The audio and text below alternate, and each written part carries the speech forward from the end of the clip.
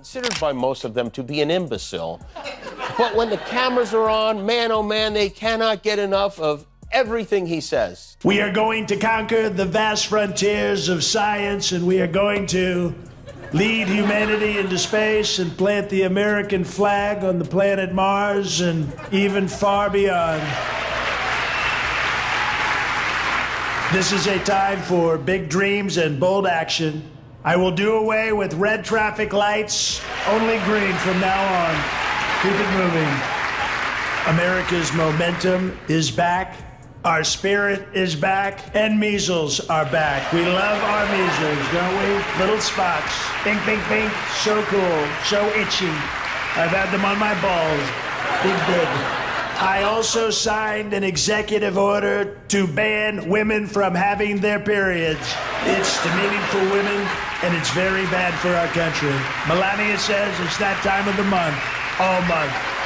She's fantastic. So much menstruation. Melania. This whole thing has brought back my 8-year-old self. It's been a gift from God. It's like literally like brought me back to 8 years old where I used to sit in my room. Trump is toast. Oh boy, Jim Carrey and Jimmy Kimmel just tag-teamed Donald and Melania Trump. Like it's WWE, except instead of body slams, it's straight-up comedic destruction. Carrey's pulling 0 punches, Kimmel's roasting like it's Thanksgiving dinner, and the Trumps?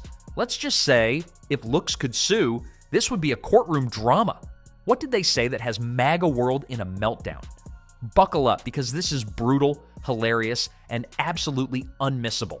Donald Trump has pushed us to the point where we can't even agree on the weather. What a stupid time to be alive. But has anyone thought about unplugging America and plugging it back in again? Because we are parentless, you know, and we are babysat by the television. We're taught how to think by the television. That's the dangerous thing about what's going on right now. There are generations growing up right now who are learning to lie. That lying is okay. That this kids say fake news. That you're supposed to hate half the country. You know? And if anything, we've got to get back to a place where we realize that a vote is not who you are. You know, and because you voted Republican, you're not stupid, you're not different, you're not worthless. You know, I could break bread with anybody who voted for Trump. We could find some common ground to love each other. Jim Carrey and Jimmy Kimmel just delivered the comedic roasting of a lifetime to Donald and Melania Trump. And let's be honest, this was way overdue. If Karma had a late-night show, this would be the grand finale. Carrey, a walking cartoon with the ability to turn any moment into an absurdist masterpiece, went full throttle, and Kimmel, the king of late-night sarcasm, sliced through Trump's fragile ego like a hot knife through butter. The result? A beautifully brutal takedown that left even Trump's most loyal fans squirming in their red hats. The White House put out a memo today warning federal agencies to prepare for mass layoffs. But don't worry, none of this will affect the butler who brings Trump his Diet Cokes 9 times a day. You know, they sent an email to millions of government employees instructing them to share 5 things they accomplished last week. Trump said they would be fired if they didn't, then said they wouldn't be fired. Then he said they would be semi-fired. Now he's saying they'll be wood-fired with caramelized onion. If you're enjoying, please subscribe. Trump, of course, is probably furiously typing in all caps right now, pretending not to care while secretly drafting a 3 a.m. rant about woke Hollywood elites and low ratings. The irony? He cares more about what celebrities think of him than actual policies, or basic geography, for that matter.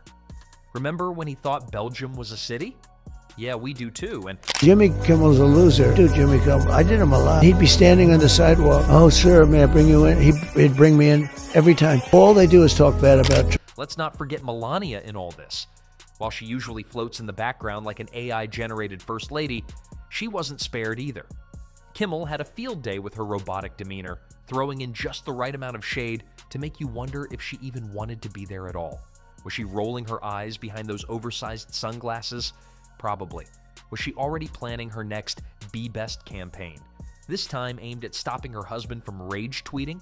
One can only hope. With modern times, he criticized capitalism without a conscience. And that's what we have now. We have capitalism without a conscience. He showed the common man being fed through gears of the brutal, dehumanizing industrial age. He took on the American right wing of his day, its worst evils: hatred of immigrants, contempt for the truth, greed, and the abuse of power. We are fighting those same evils today. The best part? Carrey and Kimmel didn't even need to exaggerate anything. They just held up a mirror to the absurdity that is Trump's existence and let the jokes write themselves. It's like nature made him for satire. He's a walking, talking parody, except the joke isn't on us, it's on him. As is tradition, except for 4 years ago when Trump refused to do it, the outgoing first couple welcomed the incoming president and first lady, which was interesting to watch. Trump actually got involved in Melania's outfit for this ceremony. A lot of people are talking about it. He told her he thought it would be super hot if she dressed like a goth Al Capone. And so she did. We found Carmen Sandiego. Imagine waking up every morning and realizing that your greatest enemy isn't a foreign superpower, a secret cabal, or even the IRS. It's two late-night comedians with an arsenal of jokes sharper than Trump's understanding of basic geography. The irony here is almost poetic. The man who built his brand on being the loudest, most thin-skinned bully in the room is now melting down over a little comedic payback. It's like watching a pro wrestler suddenly complain that the punches are too real. Trump spent years throwing insults like an unsupervised toddler in a candy store, wild, nonsensical, and with absolutely no regard for reality. And now, Jim Carrey and Jimmy Kimmel are simply handing him back a taste of his own medicine. The difference? They're actually funny. No need for playground-level nicknames or all-caps rage tweets. Just sharp, biting humor that exposes the ridiculousness of Trump's entire existence. And the best part? It's not just about Trump. Melania got her fair share of shade, too. Kimmel, with his signature smirk, pointed out what everyone's been thinking for years. Does Melania actually like her husband, or is she just biding her time like a contestant on Survivor Mar-a-Lago edition? 1 minute she's slapping his hand away in public, the next she's giving robotic speeches about kindness while standing next to the least kind man on the planet. The contradictions practically write themselves. Melania also went into detail about her favorite moment as First Lady. People always asking me, what was your favorite memory as First Lady? It was in 2020 when Donald get the China virus and he was airlifted to hospital like sick elephant. Darren and I threw party on that lawn. We danced around giant bonfire and shot fire cookers at Mike Pence. I had Lincoln bedroom all to myself and did not sleep wink. Too many smiling. Sadly, the elephant make it. Yeah, it's humpy time. Oh, elephant find me. When is he go to jail? I'm taking off my Spanx. You know what? There's still a spark between them. That's very sweet. Meanwhile, Jim Carrey brought his signature energy. Wild expressions, exaggerated impressions, and just enough mockery to make even Trump's most devoted followers question if their orange emperor really does have any clothes. The thing about Carrey is that he doesn't just imitate people, he becomes them, distilling all of their absurdity into a single facial expression. And when it comes to Trump, there's plenty of absurdity to work with. The real comedy, though, isn't just what Carrey and Kimmel said, it's how Trump will inevitably react. We all know the playbook by now. First, he'll pretend he didn't watch it, then he'll spend way too much time ranting about it. He might even throw in a lawsuit threat, because nothing screams not mad like trying to sue a comedian for making jokes. This isn't just about roasting Trump, it's about reminding the world that humor is a powerful weapon against nonsense. And if there's one thing Trump has provided in abundance, it's nonsense. Carrey didn't just roast Trump, he flambéed him, served him on a silver platter, and then went back for seconds. His satire wasn't just funny, it was a masterclass in exposing hypocrisy. With every exaggerated facial expression and over-the-top impersonation, Carrey reminded us why Trump is less of a former president and more of a late-night comedy goldmine. The comparison to a malfunctioning fax machine wasn't just a joke, it was a perfect metaphor. He's loud, outdated, and no matter how many times you try to move on, he just keeps jamming up the system, spewing out nonsense like an error message that no one can fix. If I was going to make stuff up about him, I'd start telling people he wears diapers.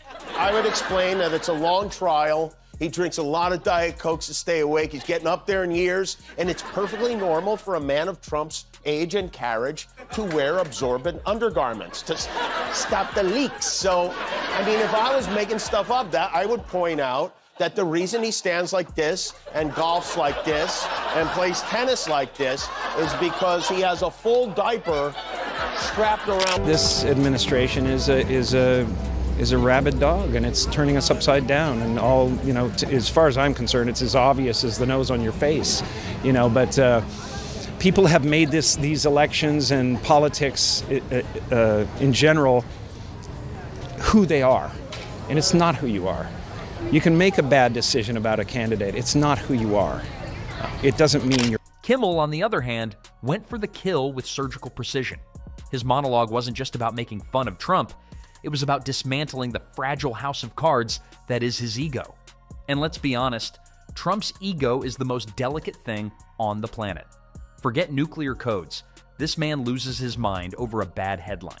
The sheer pettiness of his existence is unmatched. He's the only former president who spends his days rage-posting like an angsty teenager whose crush left him on red. But what really elevated this roasting session was the way both comedians zeroed in on the absurdity of Trump's post-presidency. Most former presidents write books, start charities, or paint mediocre portraits in their spare time. Trump? He's out here selling gold sneakers and screaming about voter fraud like a man who still can't accept he got fired from the one job he never wanted to do in the first place.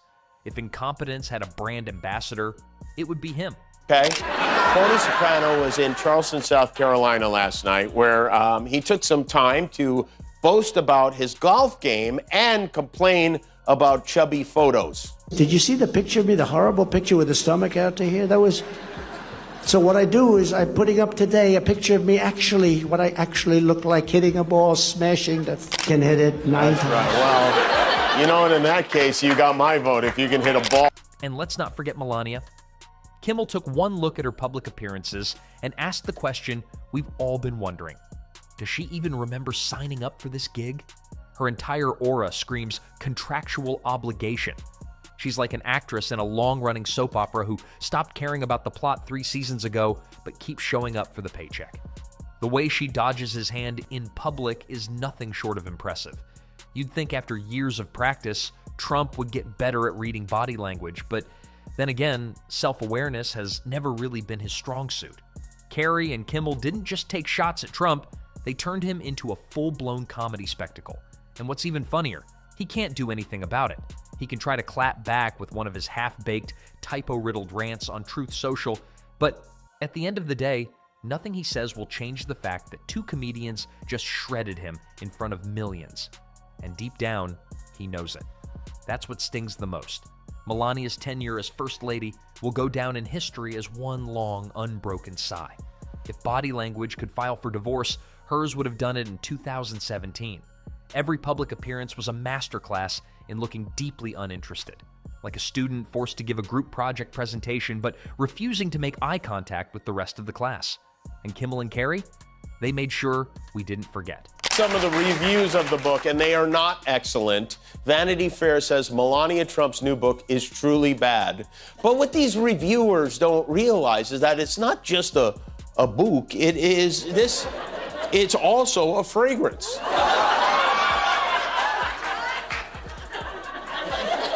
Smells like Slovenian prenup ink. All right. Her infamous Be Best campaign was perhaps the most unintentionally ironic initiative ever launched. Imagine being married to the most aggressive cyberbully in modern history and then trying to teach children about kindness on the internet. It's like launching a fitness program while married to someone who thinks exercise is walking from the golf cart to the buffet table. The sheer contradiction of it all made it impossible to take seriously. And Kimmel? He feasted on that irony like Trump at an all-you-can-eat buffet. Carrey, on the other hand, didn't just poke fun at Melania. He painted her as the ultimate reluctant co-star in Trump's never-ending political horror show. She's been playing the role of First Lady the way a washed-up actor plays a guest star on a show they don't care about. Bare minimum effort, robotic delivery, and an unshakable look of regret. And let's not forget those viral clips where she expertly dodges Trump's attempts to hold her hand. At this point, it's less about affection and more like watching someone try to avoid touching a public restroom door handle. Look what Jim Carrey says. This is sick. This came out this morning. Innocent people are now being slaughtered, families ruined, and children's lives destroyed, all in his name. If the craven Republican Senate allows this vile miscreant to continue encouraging divisiveness, the Trump presidency will become an extinction-level event. And here he draws Trump with a swastika, like a giant asteroid coming from space about to hit the... The real kicker? Unlike past first ladies who embraced the role with enthusiasm, Melania seemed perpetually confused about how she even ended up there. Her disinterest was so apparent that even the Christmas decorations in the White House felt haunted. Remember the infamous blood-red Christmas trees? They looked like they belonged in a horror movie set designed by Tim Burton. Kimmel had a field day with that one, pointing out that her attempt at holiday cheer looked more like a set piece from The Shining. And yet, through all of this, Melania's greatest skill might be her ability to completely disappear when things get messy. While most first ladies have taken an active role in political discourse, Melania has mastered the art of vanishing like a magician's assistant whenever controversy strikes. She's like a Wi-Fi signal in a storm, strong when you don't need it, completely gone when things get chaotic. Melania Trump reappeared at Trump's big dollar fundraiser in Florida over the weekend, looking absolutely miserable, looking like she is being held hostage. You have to see this. Just wanting change. The rich people want it, poor people want it, everybody wants change. Our country is really doing poorly. We're a laughing stock all over the world, and we're going to get that change very quickly. And this has been some incredible evening before. The suspicions that Melania has been conspicuously missing from the campaign trail for very specific reasons. She doesn't want to be there. It seemed to be borne out by her presence here. Carrey and Kimmel didn't just roast Melania, they reminded everyone of the absurdity of her situation. She went from walking runways to walking alongside the most scandal-ridden president in modern history, all while looking like she'd rather be anywhere else. And the best part? Trump probably thinks she's his biggest supporter. The comedy writes itself. And if history has taught us anything, it's that Trump's meltdowns over comedians are almost as theatrical as the jokes themselves. He'll insist that late-night TV is part of a deep state conspiracy, as if Jimmy Kimmel and Jim Carrey are meeting in secret underground bunkers to plot against him. Carrey and Kimmel's roasting session is just the latest in a long history of Trump being unable to take what he dishes out. The man loves a stage until he's not the one controlling the script. He spent years pretending he's the ultimate alpha male, but the moment someone with a little comedic skill takes aim, he folds faster than one of his failed casinos. At the end of the day, Trump can try to dismiss this all he wants, but we all know he's watching. He's glued to his phone, probably rage-scrolling Twitter or whatever off-brand platform he's using these days, fuming that Hollywood's biggest comedians are treating him like the punchline he's always been. And honestly, that's comedy gold.